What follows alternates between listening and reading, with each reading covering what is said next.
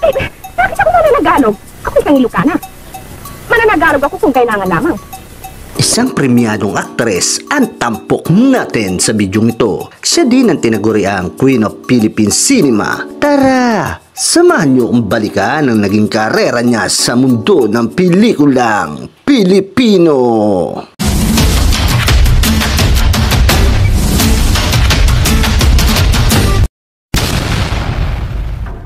Siya ay si Gloria Ann Borrego Galla o mas kilala natin bilang si Gloria Romero o Tita Glo sa harap ng kamera. Ipinanganak noong December 16, 1933 sa Denver, Colorado, USA.